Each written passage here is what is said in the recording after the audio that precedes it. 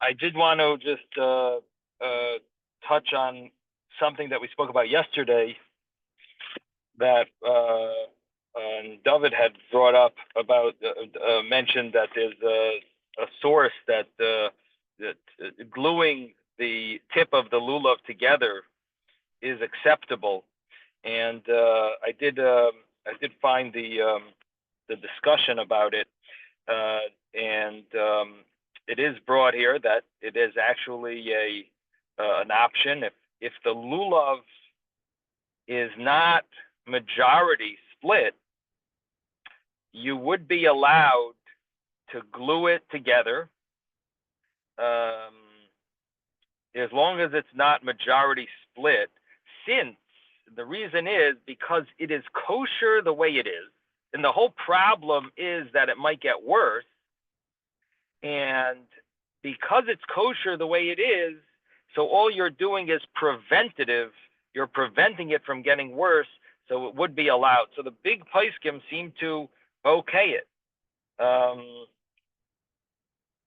And of course, one of the issues that they deal with is you're adding to the daled minim because you're adding glue, and then so that is one thought. Additionally, maybe it's a chatzitza; it's separating from you holding the daled minim, but the poskim say that it's not a problem. At least the majority of the poskim.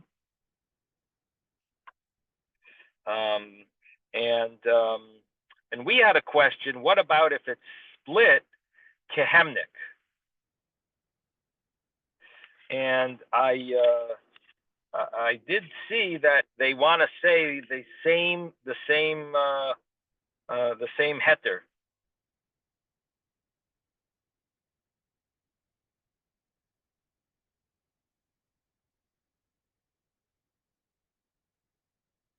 That he brings over here. Let me just pull it up here. Gehemnik is when they look like it's two separate lulavs.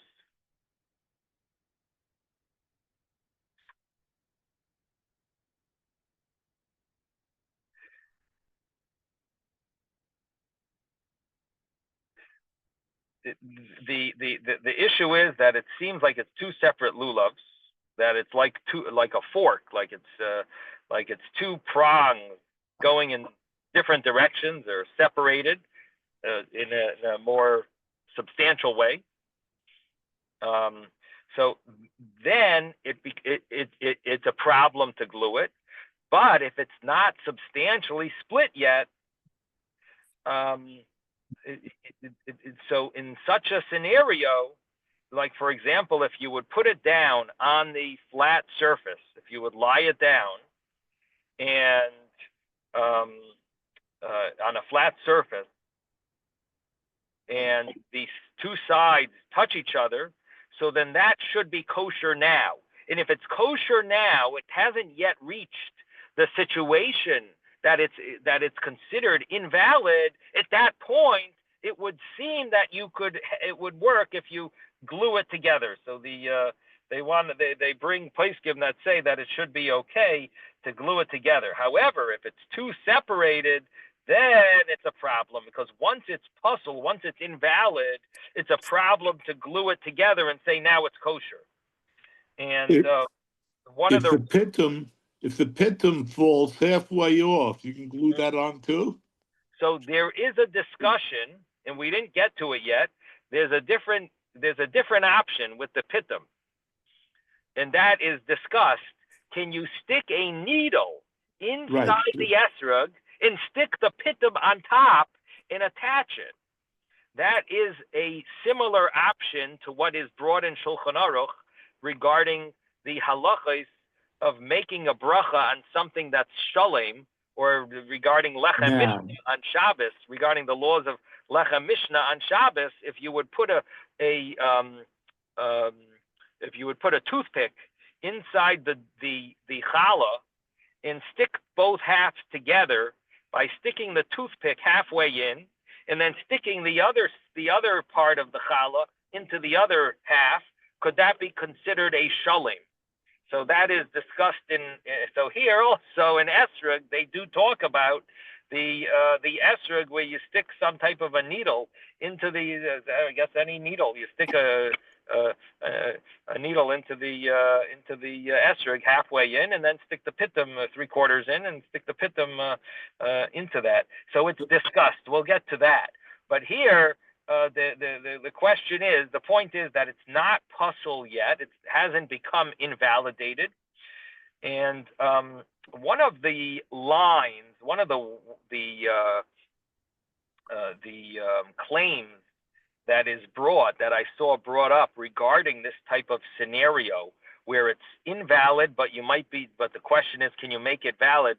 So one of the claims is that once it's invalid, you can't. And the reason, because in the Gemara, it just says invalid. It doesn't say, but if you tie it together, if you glue it together, then it's kosher. So it sounds like once it's invalid, you no longer can validate it, because otherwise the Gemara should have given that option, like it does with regard to leaves that separate. The Gemara says you should tie them together. So at least according to Rabbi Yehuda. So Nifrudu Olav, Rabbi Yehuda says Yagdenu. So why doesn't the Mishnah say with regard to it's separated? It should say you should be yadbik, you should put devek, you should put glue and attach it. So therefore, the poskim understand that once it's invalid, you no longer have the option to validate it. Once it's and glue it. But if it's not invalid yet, and you're just going to stop it from getting worse in becoming invalid, that would be okay. So this is a interesting heter that has come about through the later poskim. It's interesting that the earlier previous poskim don't talk about it. It seems to be something of only today's day and age, maybe because I guess they did have glue in the olden days, but it's definitely more easy to get Gorilla Glue or super glue in today's day and age. So maybe that's why it's much easier to come across. I don't know. It is interesting that the earlier poskim didn't bring up this type of shaila. It's talked about in the latest poskim that were alive in our generation. In any event, we're gonna go continue in the Gemara. I just want to go over that yesterday. We did see an interesting interestingly enough that the Alter Rebbe in Shulchan Aruch, he's very lenient, it seems, with the law of the when the middle leaf is split, that he says it's kosher. He seems to follow Rashi's view, and Rashi's view was also very lenient, that it goes by. It has to be split all the way down into the spine, and even part of the spine split until the leaves come out. It has to go into that, and that would be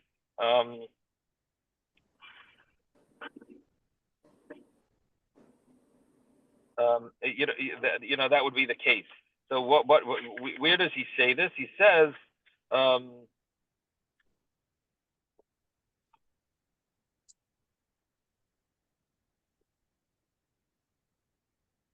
that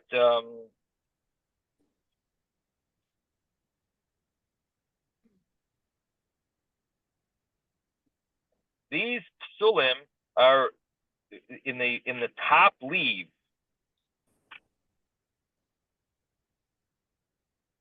Let me just pull it up here.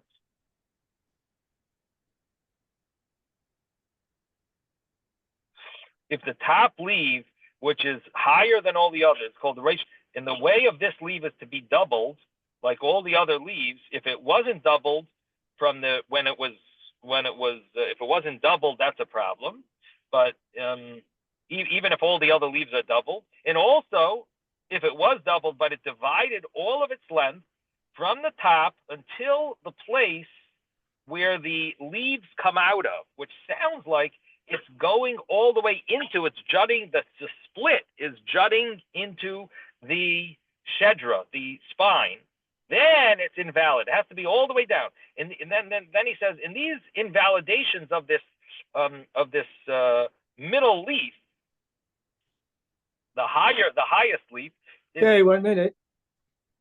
is not because of Hiddur. Let me just mute everyone here. Mute everyone.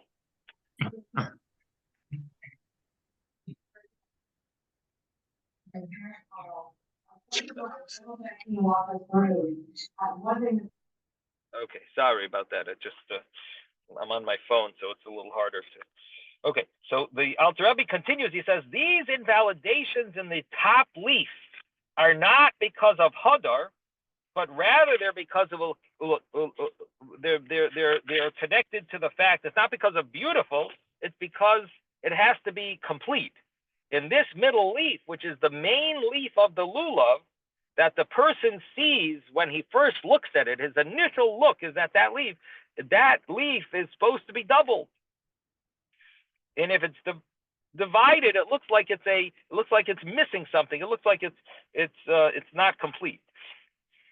And he says, but this only applies if the whole thing, all of its length, is split. But if it's only part of it split, it's kosher. And then he says that if this is all b'diavad, after the fact, or he doesn't have another lulav, he doesn't have to go to his friend to get a lulav on the first day of Sukkot. But it is a mitzvah min hamuvchor, a special mitzvah, to go after a lulav that it's not split at all, that it's completely attached, because some passel it, even if it's only a little is split, and even though that's not the halacha, but nevertheless it's good to try to be machmer. But the halacha is you don't have to. L'chatchila, it's a mitzvah to go after a lulav that's not divided at all. So this is all applicable on the first day of Sukkot, and outside of Israel, maybe on the second day as well. The chumras to it's similar to the first day, but because the type of invalidation is not connected to hadar, it's connected to lakicha tama. That means that it only applies on the first. It only applies on the first day. So this is all applicable on the first day, which seems to make it much more lenient. That even a person, they of course there's a mitzvah min hamuvchor, a special mitzvah to have a lulav that's totally not split at all. But if basically you're not going to be able to do that, I'd say all the lulavs are a little split. According to halacha, you have your lulav. It's not all the way down. It's kosher. So the Alter Rebbe seems to be leaning, according to the Mishnah Berurah we saw yesterday, that it seems that, of course, he brings different opinions, but he seems to follow the majority, the rule of the majority, that it goes by roiv, and there is a chumrah of a tefach. One tefach split there is such a chumrah, such a opinion that it goes by that. So this is just as a review for yesterday's halacha that we sort of were concentrating on the halacha yesterday. That was our shir yesterday. So just to review it, so we had the Mishnah Berurah that talked about if it's divided, nechlaka tiyomes, and Elohim Tzoi, and it's puzzle ad hashedra. So the Ramah says until the shedra, until the spine is puzzle. That's called nechlaka tiyomes, and of course it's preferable to go after to take a lulav that's not split at all, because some are machmir. But the Mishnah says that he brings from the Gra, but it goes by roiv. The majority is split, and it's only applicable on the first day, like we said. And then the Mishnah later, he brings a taz that says if it's a tefach, then you should be machmir. But if it's less than a tefach, You don't even have to be. You don't have to worry about it.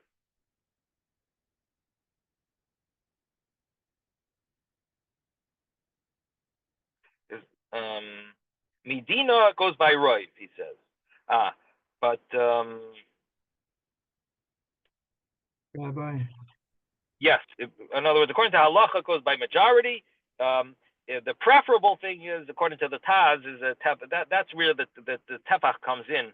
Is that it's if you want to be strict, get a lulav that's not a tefach split. So the Taz seems to go a little different. The other poskim seem to say the Ramah, the Shulchan Aruch, they all seem to say it goes by even a little. If you want to be machmer mitzvah min hamuvchar, do it. Get a lulav that's totally closed. The Taz says no, not totally closed. Even a tefach open, even a handbreadth open is okay. 3 inches split is considered mitzvah min hamuvchar. But the other opinions don't seem to follow that. So again, we have the Mishavruah seems to go by Roiv, majority, according to the letter of the law, and the Alter Rebbe seems to go by completely split. And it seems that he's even saying it has to be split into the Shedra as well. That's what it seems like. Okay, yes, Ezra. When you were discussing the fact that you can glue the two parts that separate, Yeah. What was the reason that they allowed a substance that was not any of the Abba meaning? So the reason was that they said it's batal, it's nullified to them. It's not visible, it's nullified, it becomes nullified. So we're talking about visibility. So in other words, I can't take a rubber band and tie the top. It does exactly the same thing. I would think that the rubber band would be another problem. It's not really attached. It's just this glue is, at least it's really attached. The rubber band, But yeah, I think that would be an additional problem that it's it would be like holding it with your fingers. You can hold it with your fingers also and keep it closed. Maybe. I'm saying from the outside, That's an glue I interesting can question. understand. So then can I take, for example, a small pin and put it between and to keep the two pieces together? Yeah, so that's an interesting thing. We'll have to see by lulav what they say. The reason why they don't talk about that by lulav, we'll have to see by Yitzchok what they say. By lulav, they don't talk about that because it's so impractical and it could create more problems. You're creating a hole, it could be more problematic. By Yitzchok, you have no other choice. But by a lulav, the simple thing is just put some glue. So, but we'll have to see what they say. The problem is that you are once you make a hole in a lulav, it's a little different than making a hole. It's sometimes like a little piece could come off in the lulav. It's not as it's not like sticking a needle in a lemon. Might be a little more where nothing's really coming out. It's a little more. You have a little better chance, I think. The lulav leaves are interesting. They sometimes like a little, they're not exactly one solid piece. They're a solid piece, but they I don't know, the way it's together could create more problems. If it's visible that there's a hole there, I don't know, that might create a problem.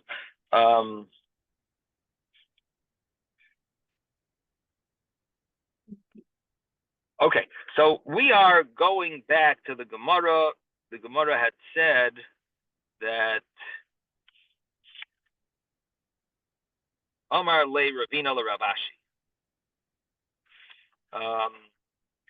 Let's just start there again. Amar le Ravina le Ravashi is 10 lines from the bottom, maybe 12 lines from the bottom. So we're on page 32a. About 12 lines from the bottom, and the Gemara here says that Ravina says to Rabbi Amalei Ravina Ravashi. These are the rabbis who actually the later rabbis of the Gemara. They are the ones who authored the Gemara. Ravina and Ravashi compiled it. So they were talking. Ravina tells Ravashi, "Mimai dahai kapis tamarim delulavahu ema charusa." How do you know when it says in the Torah kapis tamarim? So tamarim, you do know that it means a date palm because it's a tamar. Tamar is a date tree, but kapis tamarim, a little vague. Kapis tamarim, maybe it means charusa, the advanced stage of the frond. Maybe how do we know that it means what we take? Maybe it means the advanced stage where it is a frond. But maybe it's a frond that's grown. Maybe it's not just a young branch or younger branch. It's grown to the extent that it hardened, and maybe that's what it means, a charusa. So the Gemara answers beina kafus. We need the lulav to be that it's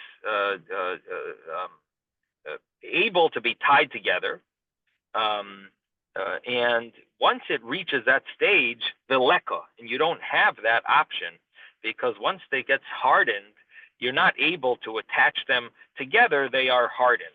Now, what it seems to me, Rashi over here says, if you look at Rashi Charusa, he says that the branches of the date palm, they are, in the word Charusa, he says, Anaf hadekel misheneskashes they shonim v'sholish, when it gets hardened 2 or 3 years, v'yoitzin boy lulavin harbe shenishru aleihem v'neskashu gamheim v'nasu eitz. Let me read that again. There's many branches that come out that the leaves are loose, but they get harder.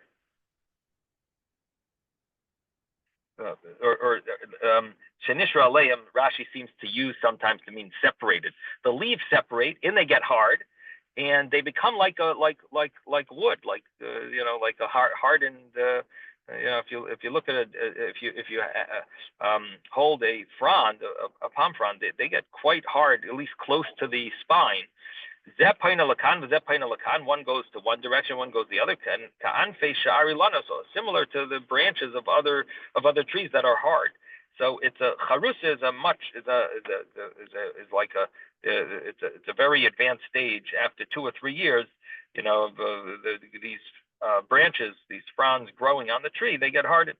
So the Gemara answered be'inon kafus, that you need it to be that if it's spread out, yikfaseno, that you're able to tie it. And Rashi says v'hareza parut, and this is separated. So you can't tie it together. That the leaves that are this way and that way should be tied together, should be bound, and be submerged with the some mismachin pressed with their father, meaning with the spine that they are attached to. Lefisha kashenhein, because they are hard. So this is why it can't mean such a branch, because those branches are not able to be tied.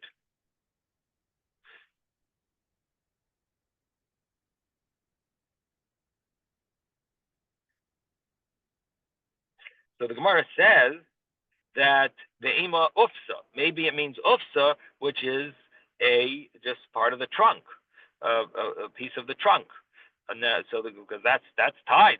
There's no branches that are spread out. So the Gemara says, yeah, but kafus machlal di kaparid, it has to be tied. That the word tied, kafus, the word in the Torah that it says kafus is machlal di kaparud. It implies that there are separations, and this branch is tied, or it could be tied. In other words, it has the ability to be separated, or it's partially separated. This stays solid forever, there's never any separation.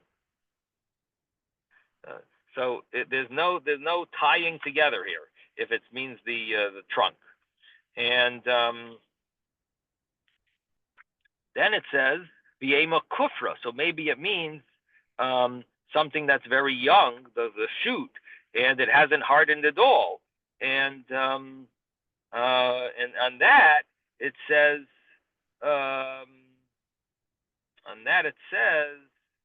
that Amar Abaye that it says your ways are ways of pleasantness, and all your paths are peace, which means that the Torah is not going to tell you to do something that is something that's going to cause danger, a wound or danger, or and therefore it must be. In other words, the understanding is that it has to be a lulav and not something else. Now, you can't just take this term, this answer lightly, and say, loosely, and say, well, Hashem's ways are ways of pleasantness. So therefore, I don't have to keep Shabbos this week because I'm not really feeling up to it, and Hashem's ways are peaceful, and I'm not at peace, and therefore, if I have to keep Shabbos, therefore, you can't just take that line. The point the Gemara is making is, that Abaye is saying here is that when we're not sure what the Torah means when it says a branch of a lulav, a frond of a date palm, and there's other ways that it means. Here we can be sure that the Torah means this and not that, because the shoots from a date palm actually have sharp edges, and they have like thorns coming out. And the Torah is not going to obligate us when we have two options to understand. We can correctly assume that the Torah means the lulav and not the kufra. Means the branch that we use as a lulav, not the other thing that's a kufra that has some type of koitzim, thorns that come out, and they could cut your hand. Okay. Now, actually, this pasuk is used by in different areas. Like, there's a famous question of why are men obligated to have children and not women? And one of the commentaries says because for a woman to have children is very painful, and the mitzvah of having children is on men, not on women, because that Hashem wouldn't obligate a woman to do something that's painful to her. But for the man, it's not painful, so therefore it would be a mitzvah on the man, and not, of course, Hashem wanted the world to be populated, and Loila Tayu Bara Sheves Yitzchok, he created it to populate the world, but the mitzvah would be on the men, not on the women, because this is brought in the Meshach Chochmah brings such a pshat. I believe it's used in other places as well. This idea, this deracha darchinayim. So the Gemara now says, Amar le Rava Teisfa LeRavina ve'emal tarti kapi de tamri. Maybe you need two kapis tamarim, two branches, two lulavs, because it says kapis. The Gemara answers kapaskiv. It doesn't really say kapais, it's missing a vav. So it really says kapas. So because it's missing the vav, therefore we understand that it means one. The Taisus over here asks,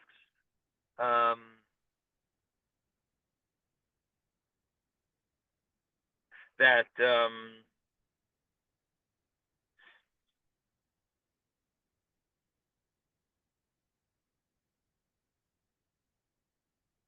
Taisus says that we have an argument. Yeshem lemikra, yeshem lemaseidus. Does it go by the way it's read, kapais, or does it go by the way the tradition it's written, kapas? Now, there's missing a vav in the Torah, and that word kapais is spelled without a vav. So the Gemara here darshans, the Gemara here expounds and says, because it says kap without the vav, we know that it means one. Taisus is bothered. He says, Rabbi, yes. It says here, it's a question. It says and say that a person is required to take only one leaf. It's a question. Not as a statement. I didn't get up to it yet. What you're saying is after. I'm talking Taisus. Taisus says, I didn't do that line. I think you're on the next line of the Gemara. It's okay. I'll do it in a minute. I'm on Taisus over here. I wanted to mention that Taisus asked an interesting question because many of you remember from the previous in the first chapter we had the Gemara talked about Sukkos, and some of them are missing vavs. And the Gemara had two ways of darshaning. Do you darshan it as if it says it 4 times or 6 times? Based on how you learn. If a yesh aim la mikra, yesh aim la masaydas. Do we go by the way it's written, or the way it's read? The way it's read, so by Sukkos, they all sound like double. So that would be 3 times it says it, so it would sound like 6, And if you go by the way it's written, so then Sukkos, only one of them had an extra vav. So therefore, they did that opinion with Darshan expounded that it means it's as if it says 4 times Sukkos. Here we're doing kapos, and we're saying, but it says kapas, so it's missing the vav. So we're going to read it as if it only says 1, like like 1 kapas. Now, if that's so,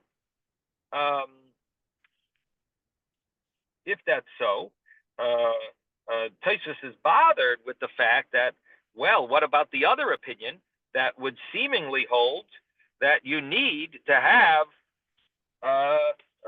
you need to go by the way it's read, kapais, and that would seem like it should be 2. So Taisus over here answers, and he says, well, everyone here agrees that you go by the way it is written. You don't go by the way it is read. And the question, of course, is why is that? And they bring at the end of Taisus, check the Taisus in Psachim.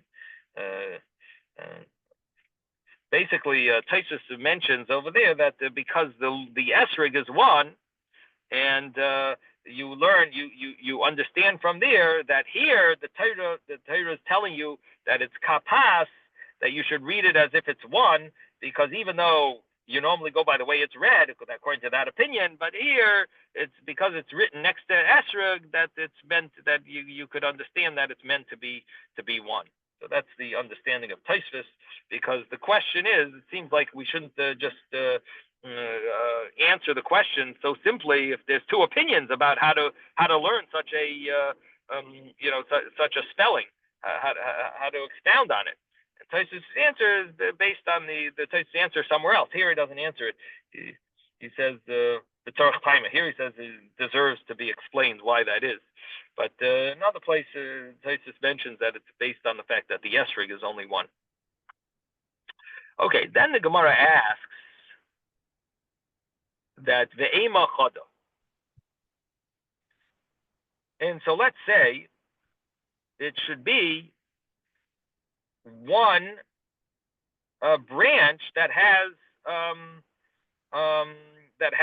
dates, and the Gemara answers that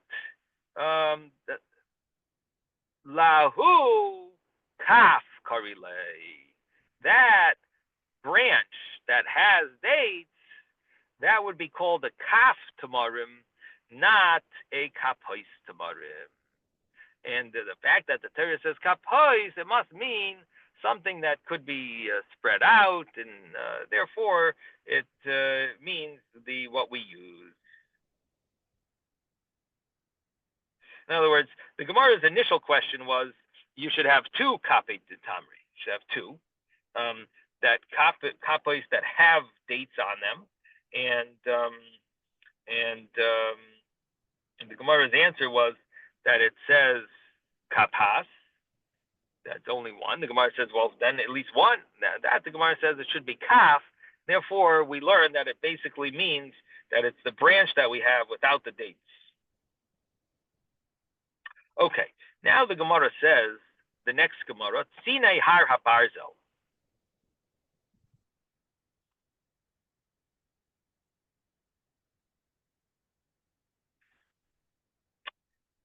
Tzine Har HaBarzel was a type of lulav that had very minimal leaves, very minimal amount of leaves, and they were separate, far from each other.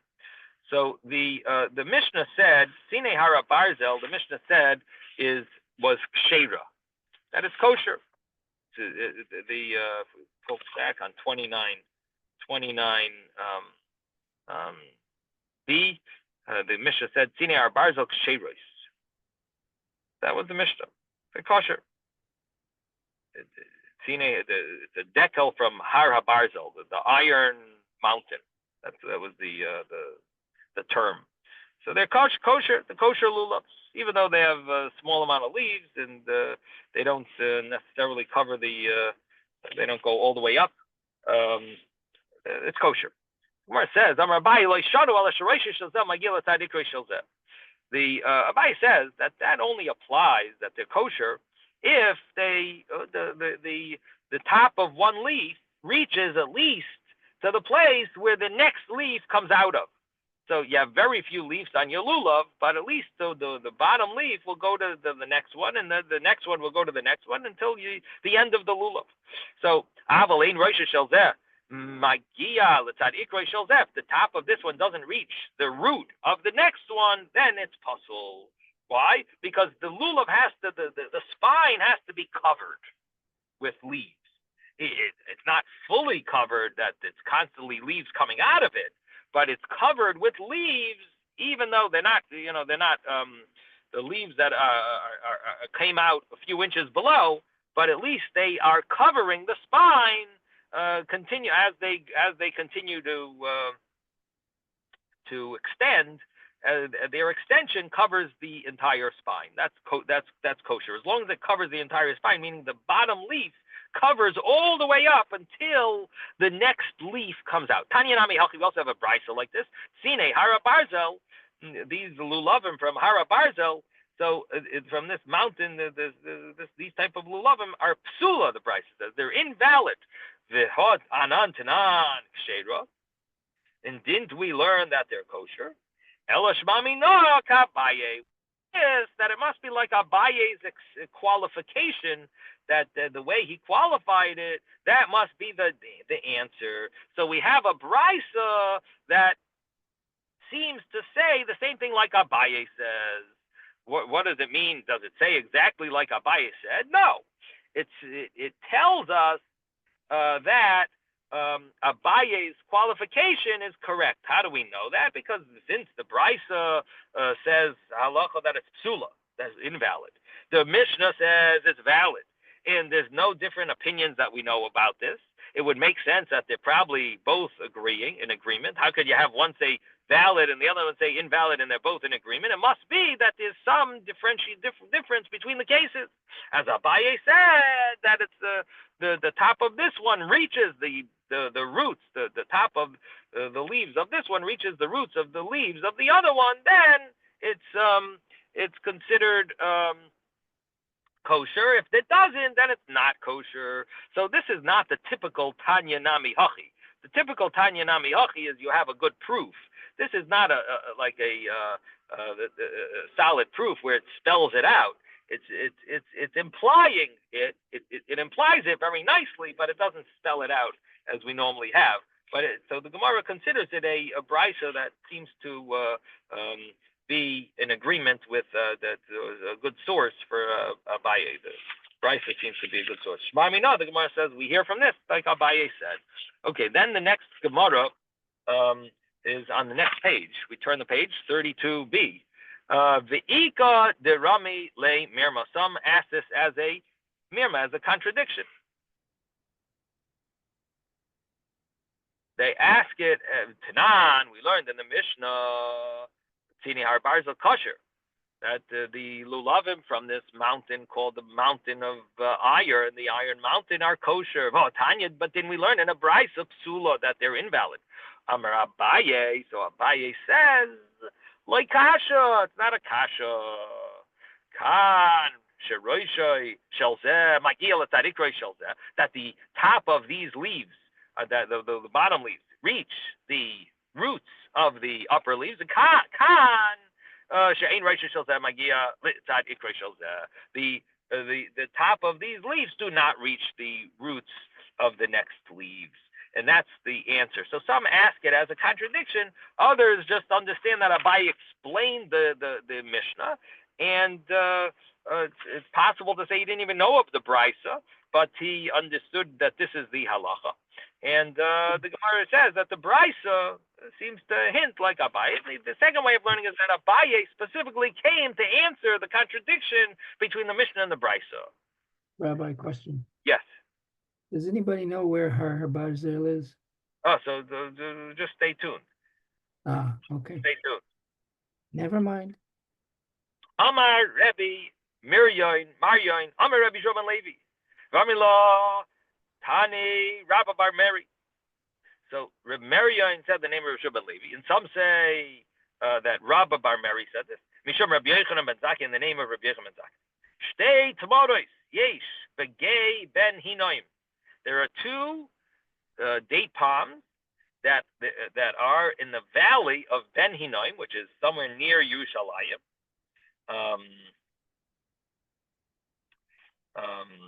And the oila oshan mi beinayim, and the smoke that comes out from between these two date palms. V'zehu sheshoninu tzine hara barzel ksherois. And this is what we learned, that the tzine hara barzel, these date palms of hara barzel, are kosher. So it's referring to those date palms that are in this valley of Ben Hinoim that it's referring to, that grows leaves that are very minimal leaves, very minimum amount of leaves. There are these two date palms there, and they're kosher, and that's what it's referring to. Where the Mishnah talks about it, it's referring to that valley. V'zui pischa shel Gehenna, and this is the entrance of hell. In other words, that's the smoke. The smoke that comes out, it's called gay. Ben Hinoim is a combination of the word it's combined. Combine those words together, you get gay. Ben Hinoim is Gehenna.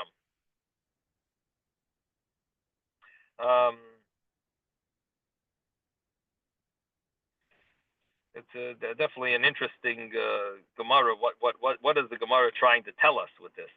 That somehow the leaves, the date palms that are at the entrance of Gehenna, it has very minimal leaves.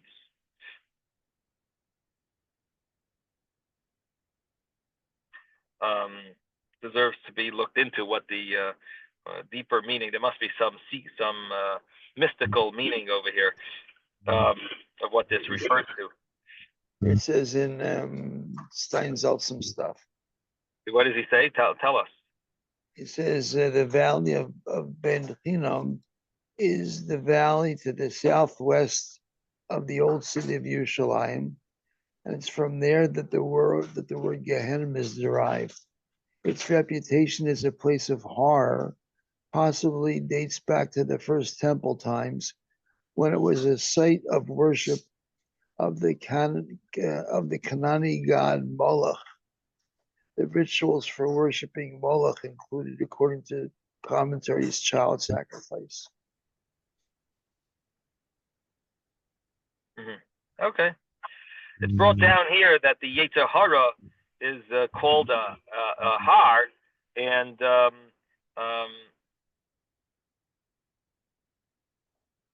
it's called a mountain, and it's called Barzel, called iron, because there is like a source in the Gemara that that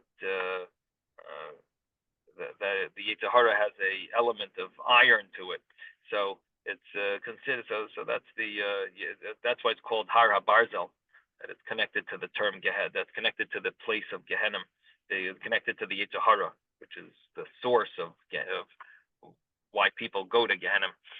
But it seems like there must be something deeper here. But in any event, the Gemara just tells us where is the Tzine Har HaBarzel. Where are they? They're located over there in this place.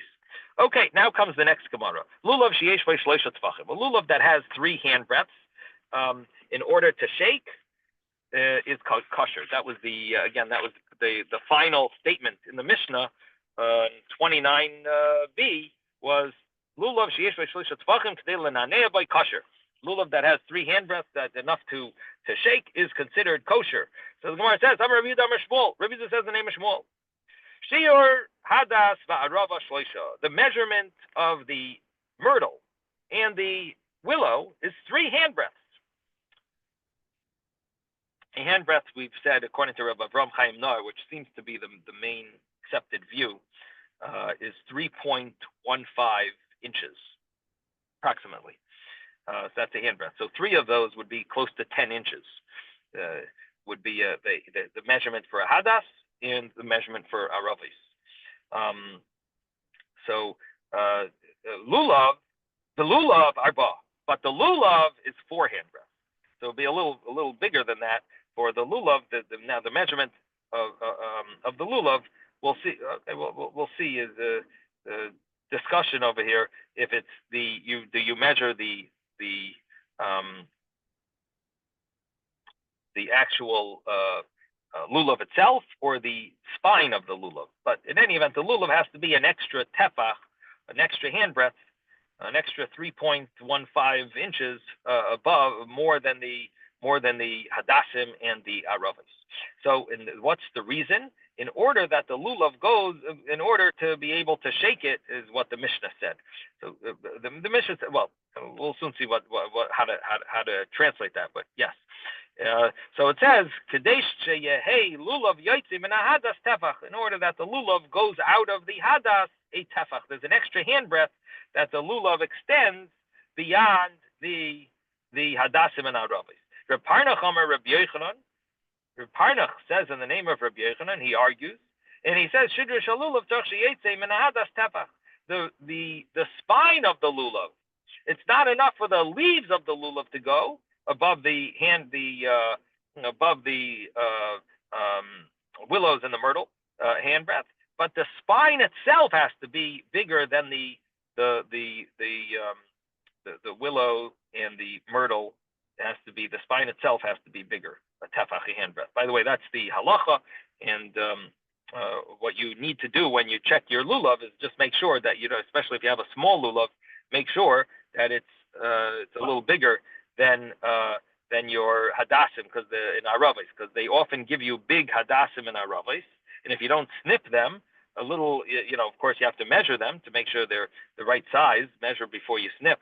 But if you can snip them and make them smaller, but you got to make sure, of course, most lulavim are bigger than this size, but you do have to make sure that the lulav, and where do you measure? You have to measure from the spine, which is from the bottom of the lulav, all the way up to where the middle branch turns into a leaf.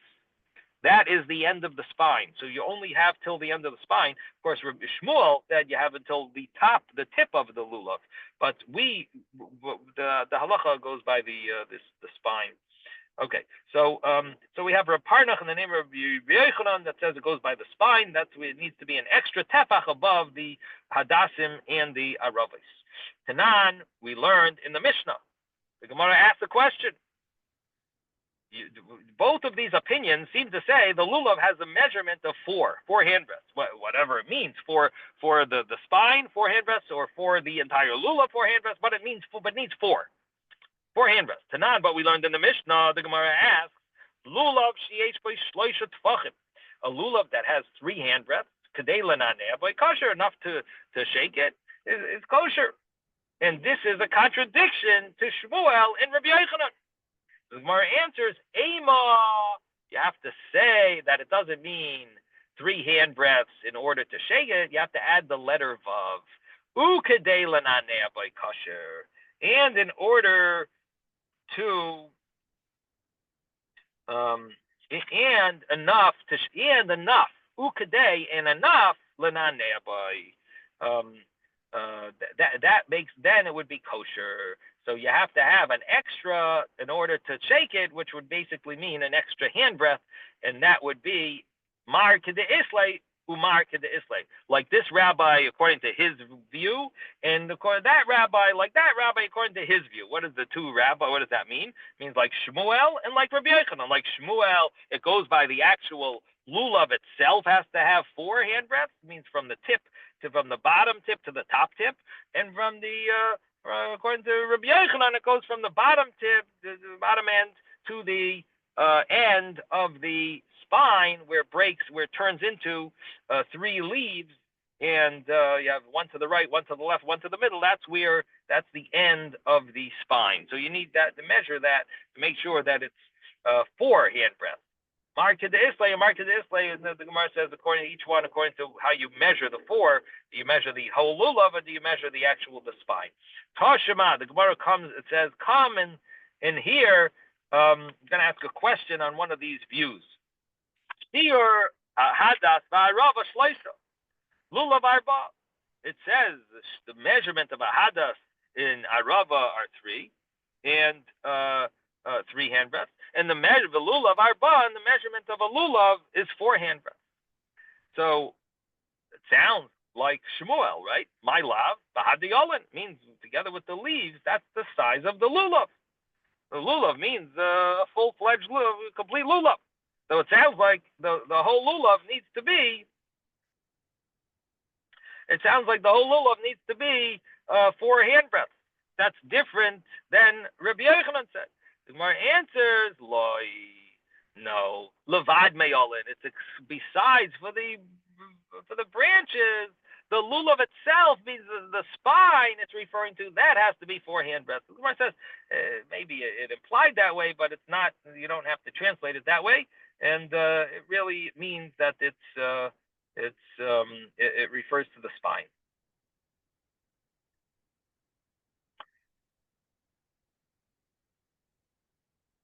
The next Gemara says, Gufa. We learned before, which means we just quoted this brisa. We just quoted a brisa before. Shiur hadas v'arava shleisha. The measurement of the hadas and the arava are 3. 3 hand breaths. The lulav arba, and the lulav is 4. Reb Tarfon says, the ama bas chamisha tfachim. An ama, that's 5 hand breaths. So the Gemara understands that what Rav Tarfon is saying is you need to have a 5 hand breath, that the hadassim and aravos need to be 5 hand breaths.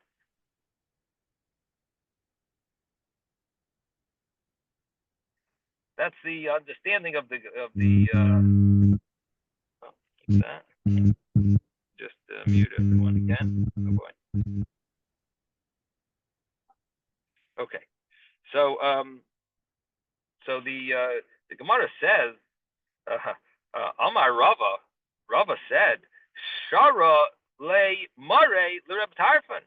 Let his master forgive him. Forgive Reb Tarfon. What does that mean? So he explains, Hashta avois. Now,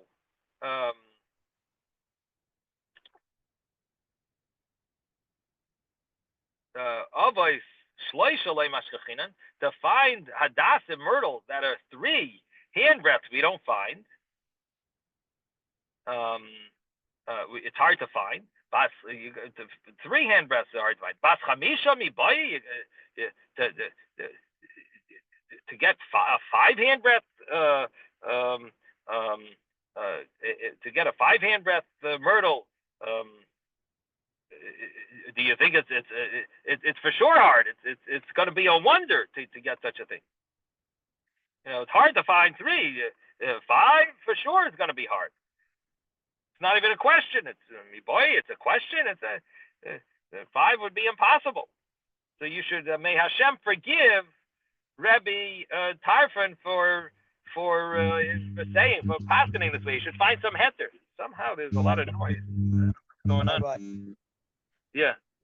Can I show? I don't know if your phone's too small. I wanted to show you a picture. Oh, well, you could. Okay, we have a minute left, so if you want, let me just mute everyone, and then you'll show it. 1 second. Let me mute everyone. There's so much noise here. Okay, now try. Okay, we'll stop here, and you'll show us the picture. Yes.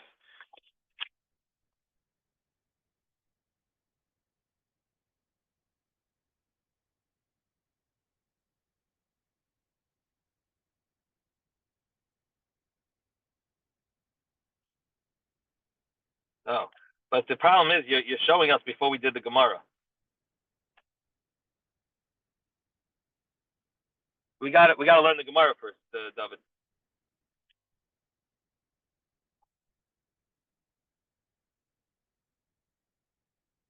David, can you hear me? Yeah. Basically, that's a great picture after we learn the Gemara.